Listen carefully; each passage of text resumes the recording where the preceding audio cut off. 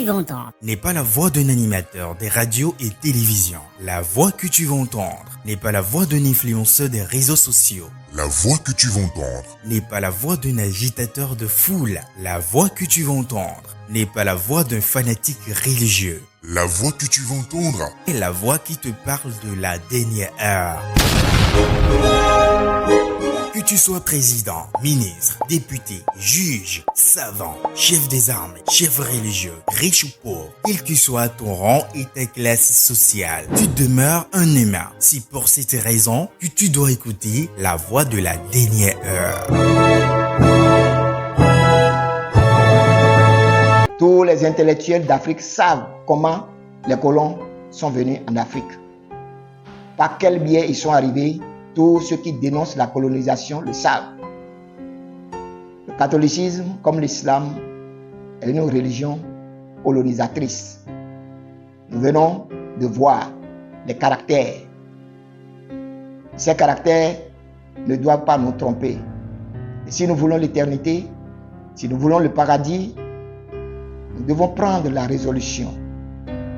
En tant qu'Africains, nous ne sommes pas des Romains, nous ne sommes pas des Arabes. Le mieux pour nous, à partir de ces instants, c'est de choisir librement et volontairement notre chemin spirituel, sans intimidation, sans pression de la part de n'importe quel dirigeant religieux de ce monde. Que le Seigneur ouvre vos entendements, que le Saint-Esprit convainc vos cœurs et que vous preniez la décision à partir de cet instant de refaire le choix en matière de religion avant que Jésus-Christ ne revienne. Il dit: je viens bientôt. Jésus-Christ revient bientôt.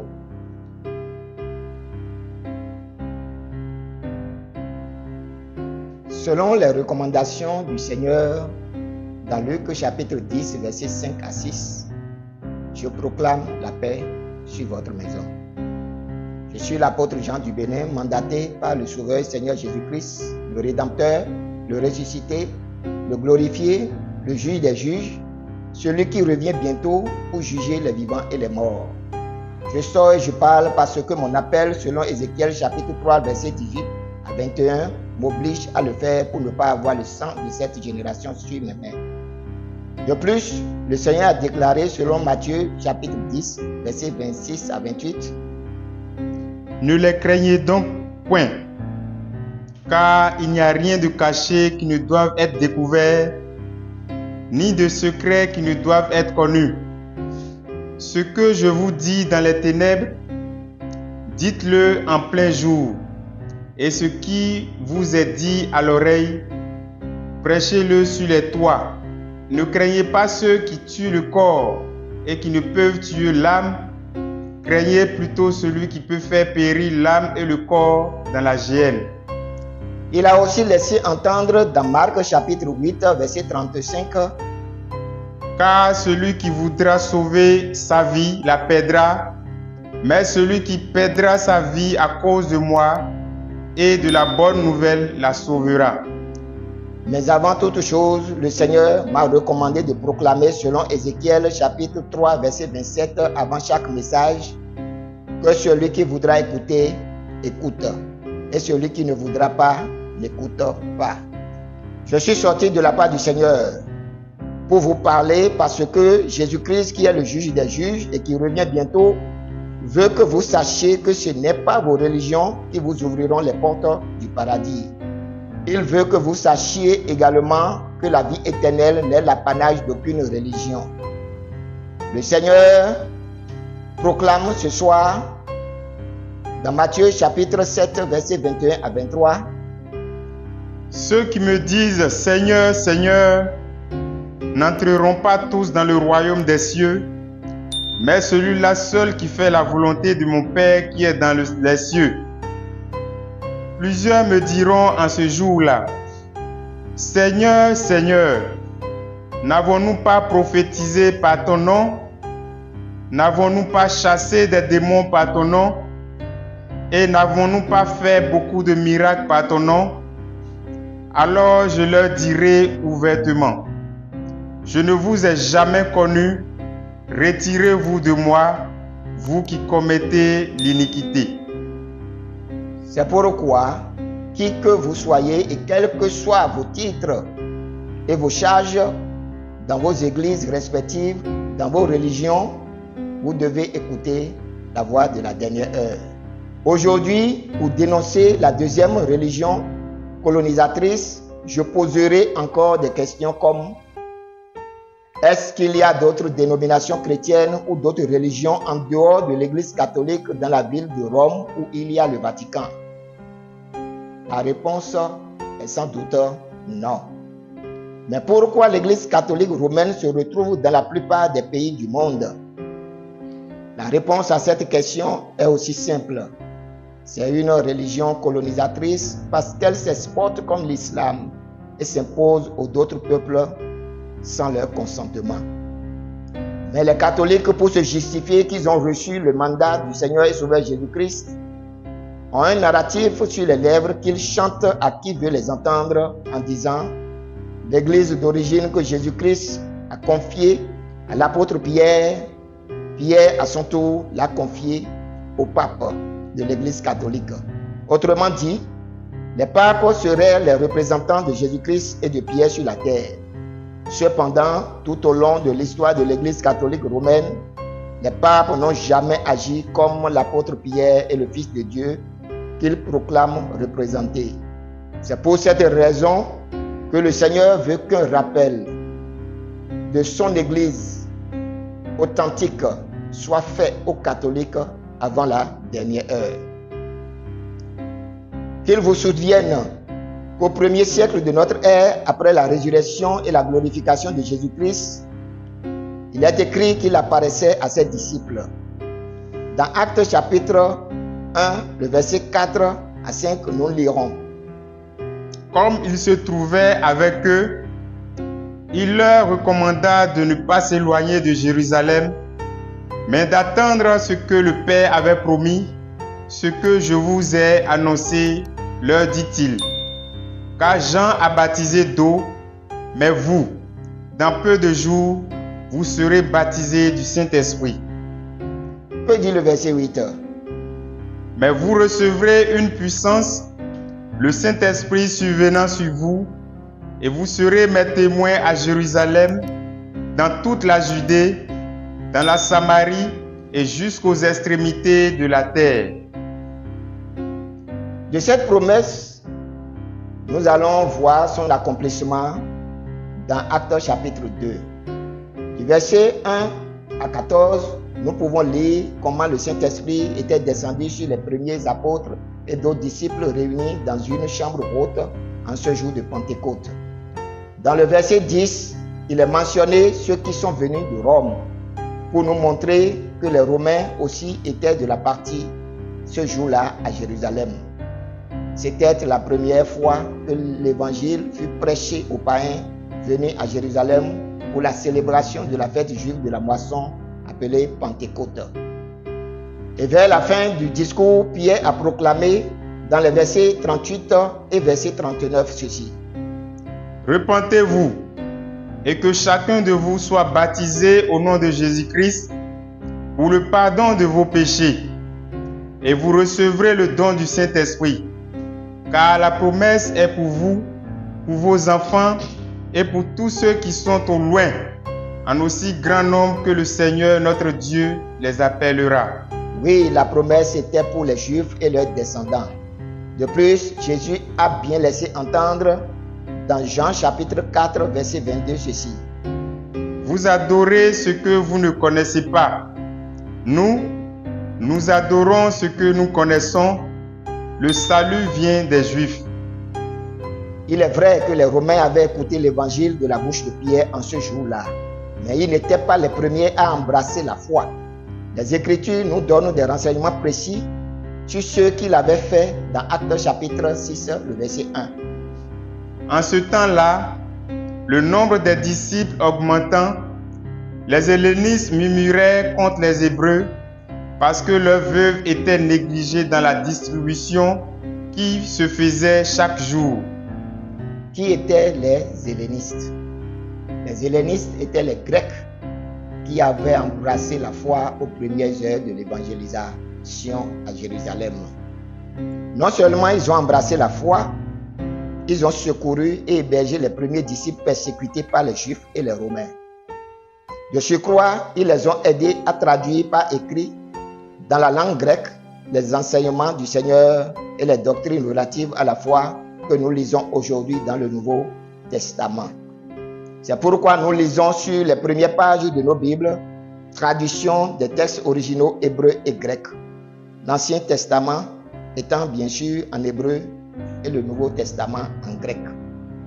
Ces preuves scripturaires nous montrent clairement que l'Église de Jésus-Christ n'était pas née à Rome, mais plutôt en Israël, connue aussi sous le nom de Palestine.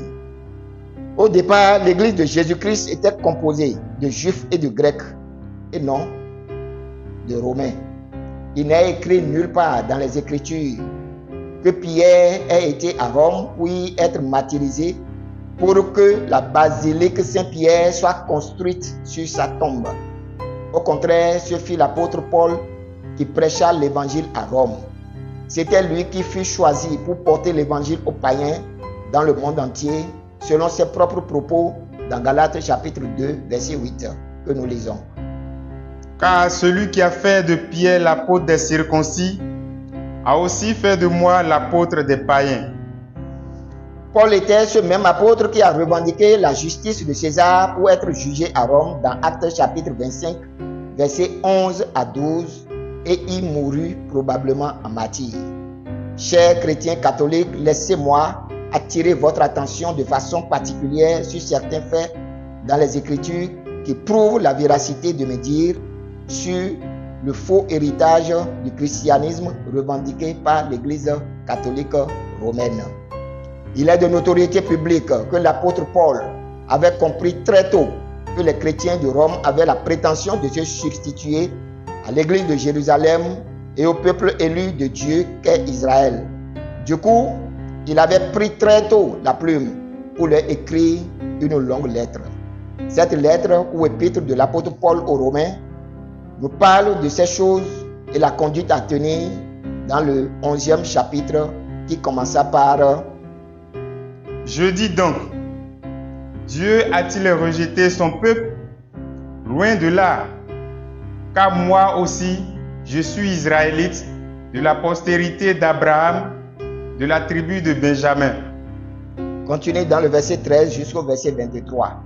Je vous le dis à vous, païens, en tant que je suis apôtre des païens, je glorifie mon ministère, afin, s'il est possible, d'exciter la jalousie de ceux de ma race et d'en sauver quelques-uns.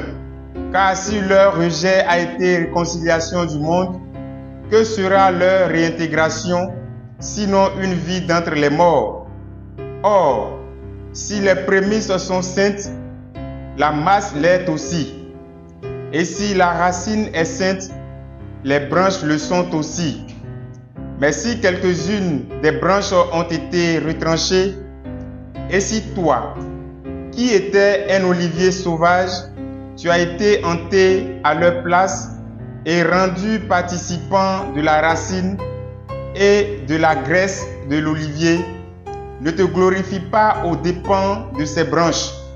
Si tu te glorifies, sache que ce n'est pas toi qui portes les racines, mais que c'est la racine qui te porte. Tu diras donc, les branches ont été retranchées, afin que moi je fusse hanté. Cela est vrai. Elles ont été retranchées pour cause d'incrédulité, et toi, tu subsistes par la foi. Ne t'abandonne pas à l'orgueil, mais crains, car si Dieu n'a pas épargné les branches naturelles, il ne t'épargnera pas non plus. Considère donc la bonté et la sévérité de Dieu. Sévérité envers ceux qui sont tombés, et bonté de Dieu envers toi, si tu demeures ferme dans cette bonté.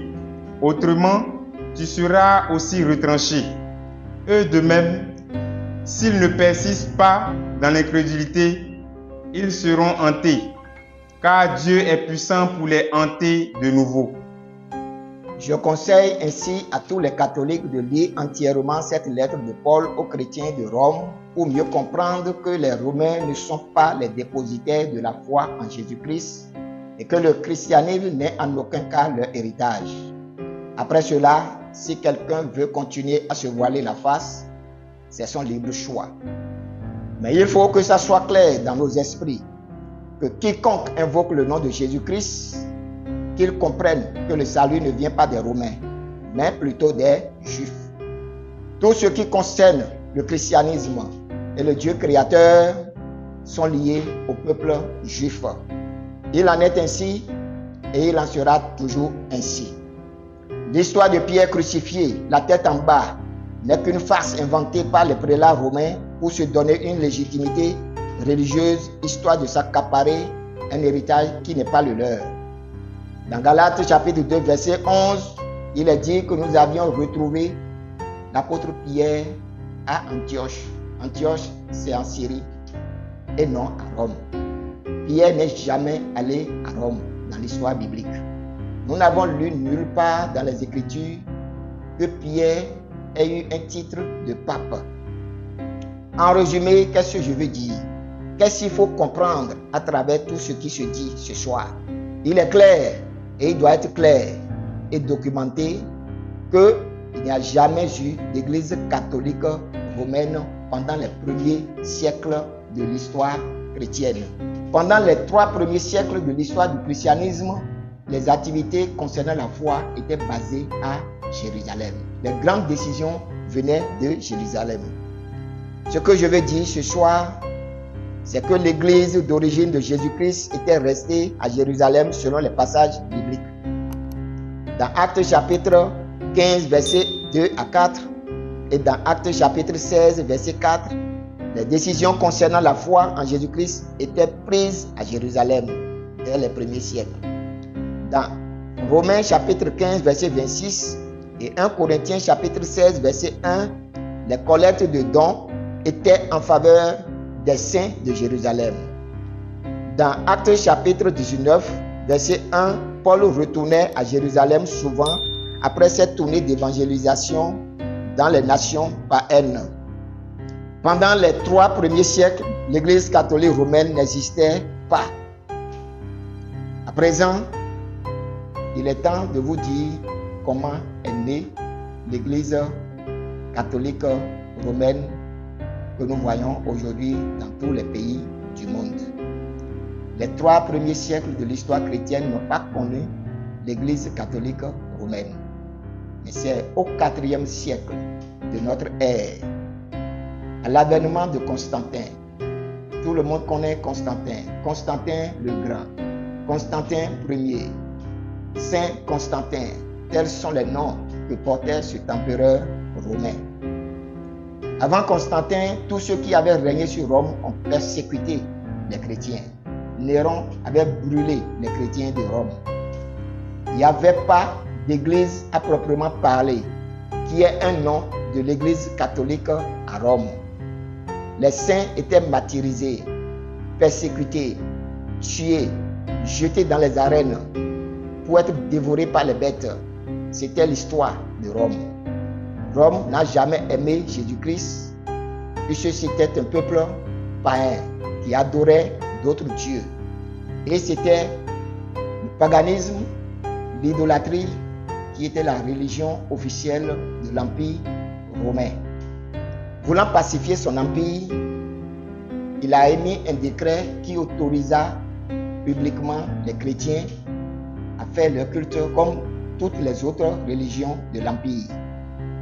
Ce décret, c'est ça, le décret que nous appelons le décret de Milan. Et tout le monde parle du décret de Constantin. C'était en faveur du christianisme. Les chrétiens devaient maintenant se réunir publiquement. C'est à partir du 4e siècle que les chrétiens ont eu cette autorisation et que leurs biens qui ont été confisqués entre-temps par les païens leur ont été retournés. Et Constantin, par le biais de sa mère, a commencé à construire des cathédrales. Il y avait beaucoup de lois qui aidaient les chrétiens à être plus visible qu'auparavant et à exercer le culte chrétien de façon légale. C'était le début du christianisme romain de façon publique. Mais tout ce que l'on dit avant l'empereur Constantin concernant l'église catholique romaine était faux. Et à partir de Constantin, quand il légalisa le culte religieux des païens et des chrétiens au même titre dans son empire, les chrétiens ont continué publiquement à exercer le culte. Mais il est arrivé encore un autre problème. Après que Constantin eut promulgué ce décret, les chrétiens ont commencé à encore se diviser au sujet des doctrines. Qu'est-ce qu'ils disaient? Les uns disaient que Jésus-Christ était un homme ordinaire. D'autres disaient que Jésus-Christ était Dieu. Ce débat théologique divisait l'Église dans ce temps-là. Et Constantin, pour mettre fin au débat, a convoqué un concile œcuménique en 325. Et ce concile, on l'appelle le concile de Nicée. Le but du concile était que les chrétiens parviennent à un consensus du point de vue doctrinal. Mais en vain, ils ne sont arrivés à une conclusion. Pour finir, Constantin a dû s'imposer. Au cours de ce concile, il a fait rédiger une confession de foi commune à toutes les églises chrétiennes de son temps. Et c'est là que je crois en Dieu que les catholiques récitent aujourd'hui est né de la confession de foi du concile de Nicée. Je crois en Dieu le Père Tout-Puissant, Créateur du ciel et de la terre, de l'univers visible et invisible.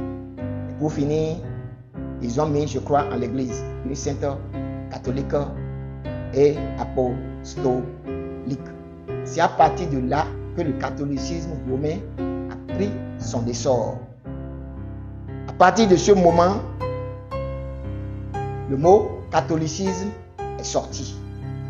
Donc, le catholicisme n'est pas une extension de l'Église de Jésus-Christ. D'origine, non, ce n'est pas une extension. C'est un compromis de l'État, de la religion et du paganisme. C'est la version catholique du christianisme, ça. C'est vraiment la définition. L'empereur Constantin avait un père qui est païen, idolâtre, adorateur du dieu soleil Jupiter. Sa mère était chrétienne. Lui-même était un politicien chevronné, un conquérant au pair.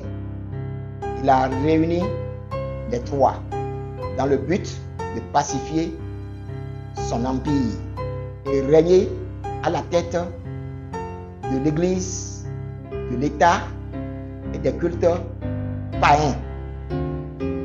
En résumé, le catholicisme, voilà son essence. Tout ce que les gens disent autour, toutes les raisons qu'on peut se donner de Pierre au pape ne sont que des versions inventées de toutes pièces pour donner une légitimité à l'Église catholique romaine pour dire que c'est l'Église de Jésus-Christ. Quand nous étions en train de suivre les cours de catéchisme, on nous a appris des chants sur ça. Mais ces chants n'étaient pas fondés sur la vérité. En tant que catholique, vous devez vous ouvrir les yeux. Le catholicisme romain est un ensemble de mélange de politique, de paganisme, de christianisme que l'empereur Constantin a institué de son temps, que nous appelions la papauté. C'est là qu'est né le système papal. Le système papal naît sous l'empereur Constantin romain, l'empereur Constantin le Grand ou Saint Constantin.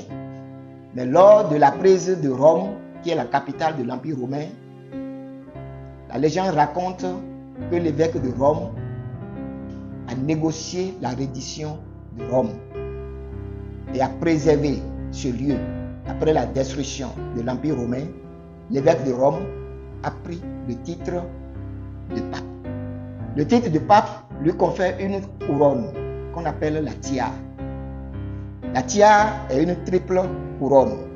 La tiare papale confère au pape de l'Église catholique romaine les titres de père des rois, régent du monde, vicaire de Jésus-Christ. Avec ces titres, le catholicisme romain a été imposé au monde. Le monde connut le règne des papes durant tout le Moyen-Âge, sur 1260 jours prophétiques ou 1260 ans. Pendant cette période, des atrocités ont été commises sur la terre au nom de Dieu. Ces atrocités, nous allons citer quelques-unes, disant qu'il était le représentant de Pierre et de Jésus-Christ sur la terre.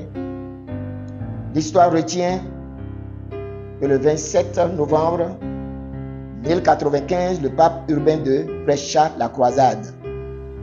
La croisade, c'est des guerres à connotation religieuse. Nous en avons parlé concernant l'islam. Du côté de l'islam, on parle du djihad. Du côté de l'église catholique, on parle de croisade. Il a prêché la croisade, c'est-à-dire qu'il accorde l'indulgence plénière à tous ceux qui perdraient la vie au cours de leur combat contre les infidèles. Qui étaient les infidèles? C'étaient les musulmans. Les infidèles étaient les musulmans. Donc, les chrétiens allaient combattre les musulmans et quiconque perdait la vie dans ces batailles, tous les péchés qu'il aura commis dans ce monde lui seraient pardonnés jusque dans la vie éternelle, ce qu'a dit Urbain II. L'histoire retient 8 croisades. Donc, des guerres ont été menées de façon successive dans la durée et dans le temps au nom de Dieu pour vaincre les infidèles musulmans pendant 8 fois dans l'histoire du christianisme. Si nous laissons le pape Urbain II, au XIIIe siècle, l'Église catholique romaine institua l'Inquisition. Le 20 avril 1233, le pape Grégoire IX établit l'Inquisition en France pour persécuter et martyriser les hérétiques. Autrement dit, les brûler sur le bûcher devant le peuple, ce qui est synonyme de châtiment de trahison envers l'Empire romain. Il disait représenter Pierre et Jésus-Christ, le Fils de Dieu. Mais ils utilisent les prétextes de trahison de l'Empire romain pour brûler les hérétiques. Qui étaient les hérétiques? Quel était leur crime? Les hérétiques, dans ces temps, étaient ceux qui voulaient uniquement faire la volonté de Dieu écrite dans la Bible et non suivre les dogmes de l'Église catholique romaine. Ainsi, l'Église catholique romaine a essayé d'éradiquer toutes les religions et toute forme de pensée contradictoire pour s'imposer au monde par le pouvoir de l'État. C'est-à-dire, l'Église catholique utilise l'armée des pays dans lesquels elle se trouve pour martyriser, pour tuer, pour brûler. C'était l'œuvre de l'Inquisition. L'Inquisition était un tribunal d'exception institué par les papes pour traquer tous ceux qui ont l'habitude ou qui veulent dénoncer les abus des doctrines de l'Église catholique ou qui ne sont pas conformes à la Bible, qui veulent faire autre chose que ce que Constantin et ses pairs avaient établi dans le concile de Nicée. Le concile de Nicée ne fut pas le seul concile. Dans l'histoire du christianisme catholique, on va dénombrer au moins 21 conciles. Et à chaque concile, les prêtres, les évêques décident en lieu et place, à la place de Dieu, ce qui doit être fait en ce qui concerne le christianisme.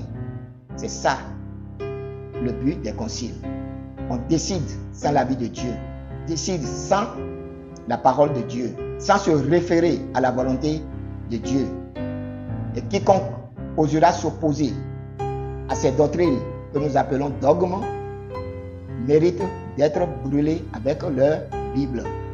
Beaucoup de réformateurs ont été tués dans cette affaire d'inquisition. L'histoire peut vous renseigner mieux sur les barbaries, les atrocités que les papes ont commis au Moyen-Âge. Mais, si nous voulons aller loin, nous parlons de colonisation spirituelle depuis un temps. Et pour parler de colonisation spirituelle, il y a un pape qui fait entrer son nom dans l'histoire. Le pape Nicolas V sonna la trompette de la colonisation et l'esclavage des peuples africains et d'ailleurs par un décret appelé la bulle du pape Nicolas V du 8 janvier 1454. Si nous parlons de colonisation, que les Africains ont été colonisés, que les Africains ont été maltraités, qui en a donné l'ordre, c'était le pape. Un éminent homme de Dieu, dit-on, celui qui devait veiller sur les faibles, celui qui devait défendre la cause des justes, celui-là ordonne. Oui, il ordonne par un décret. Il ordonne par un décret que les peuples qui sont contre le christianisme ou qui sont païens soient soumis, réduits en esclavage, que leurs biens deviennent des propriétés de l'Empire romain ou de l'Église catholique romaine. Nous allons lire le décret que Nicolas V a émis pour l'esclavage des Noirs. La traduction de l'extrait de la bulle du pape Nicolas V du 8 janvier 1454 se lit comme suit. Nous avions jadis, par de précédentes lettres, concédé au roi Alphonse du Portugal, entre autres choses, la faculté pleine et entière d'attaquer, de conquérir, de vaincre, de réduire et de soumettre tous les Sarrasins, c'est-à-dire les Africains, païens et autres ennemis du Christ, où qu'ils soient, avec leur royaume, duché, principauté, domaine, propriété, meubles et immeubles, tous les biens par eux détenus et possédés, de réduire leurs personnes en servitude perpétuelle, de s'attribuer et faire servir à usage et utilité ces 10 royaumes, duchés, contrées, principautés, propriétés, possessions et biens de ces infidèles sarrasins, c'est-à-dire africains et païens. Beaucoup de Guinéens et d'autres Noirs qui avaient été capturés, certains ont aussi échangé contre des marchandises non prohibées ou achetées sous quelque autre contrat de vente régulier, furent envoyés dans les 10 royaumes. Voilà la source du malheur des peuples d'Afrique et d'ailleurs. Le pape Nicolas V ordonne que nous soyons vendus, que nous soyons esclavagisés, que nous soyons dominés, que toutes nos richesses soient sous l'emprise de ceux qui sont dans son royaume, c'est-à-dire sous sa tutelle. Voilà la source de l'esclavage de l'Afrique. Personne n'en parle. On voit le pape comme un homme saint. On voit le pape comme l'homme le plus béni, l'homme le plus bon, l'homme le plus juste parmi les humains. Mais les papes ne sont pas ce que vous prétendez. Non. Les papes n'occupent pas la place de Jésus-Christ sur la terre. Ils n'occupent pas la place de Pierre. Ils sont autre chose que Pierre et Jésus. L'Église catholique, de par son essence, n'a jamais eu le but réel d'amener ceux qui sont catholiques au ciel. Non. La doctrine de l'Église catholique est basée sur la politique, basée sur le paganisme, et mélangé à du christianisme. Donc le pape, c'est un personnage de l'histoire qui veut régner sur le monde physique et le monde spirituel en tant que Dieu.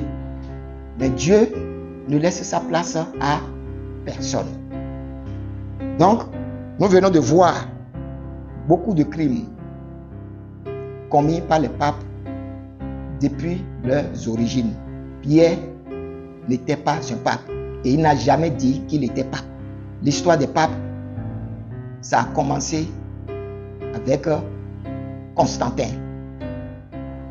Et jusqu'à nos jours, le trône qu'occupent les papes de l'Église catholique romaine est le trône de l'Empire romain païen. Ni plus, ni moins. Chers catholiques d'Afrique et du monde, si vous n'êtes pas romain, je vous interpelle par rapport à toutes ces choses. Et le Seigneur veut que vous décidiez à le suivre et non à suivre quelqu'un qui prétend être un serviteur de Dieu et qui ne l'est pas. Nous ne sommes pas en train de prêcher contre le pape, mais nous sommes en train de dire ce que le pape est. Nous ne sommes pas en train de prêcher contre le catholicisme romain, mais nous sommes en train de dire ce que le catholicisme romain est. Mais si quelqu'un cherche la vie éternelle, si quelqu'un veut réellement le paradis, le Seigneur a déjà laissé entendre dans Matthieu chapitre 7, le verset 21 au verset 23. C'est ceux qui font la volonté du Seigneur qui iront dans son royaume. Ce n'est pas en faisant la volonté du pape que vous irez au ciel. La volonté du pape et la doctrine catholique ne tirent pas son essence uniquement de la Bible.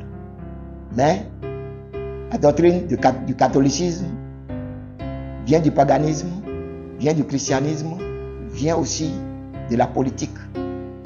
Donc, que vous soyez d'accord avec ce que je viens de dire ou pas, tous les crimes perpétrés contre l'humanité par les papes et l'Église catholique romaine sont historiquement documentés, reconnus et confessés publiquement par le pape Jean-Paul II en l'an 2000.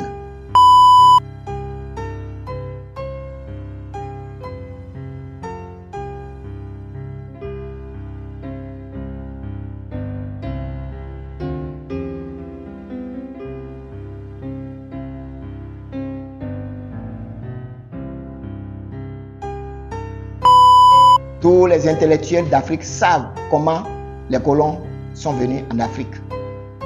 Par quel biais ils sont arrivés, tous ceux qui dénoncent la colonisation le savent. Le catholicisme, comme l'islam, est une religion colonisatrice. Nous venons de voir les caractères. Et si nous voulons l'éternité, si nous voulons le paradis, nous devons prendre la résolution. En tant qu'Africains, nous ne sommes pas des Romains, nous ne sommes pas des Arabes. Le mieux pour nous, à partir de ces instants, c'est de choisir librement et volontairement notre chemin spirituel, sans intimidation, sans pression de la part de n'importe quel dirigeant religieux de ce monde. Que le Seigneur ouvre vos entendements, que le Saint-Esprit convainc vos cœurs, et que vous preniez la décision à partir de cet instant de refaire le choix en matière de religion avant que Jésus-Christ ne revienne. Il dit: je viens bientôt.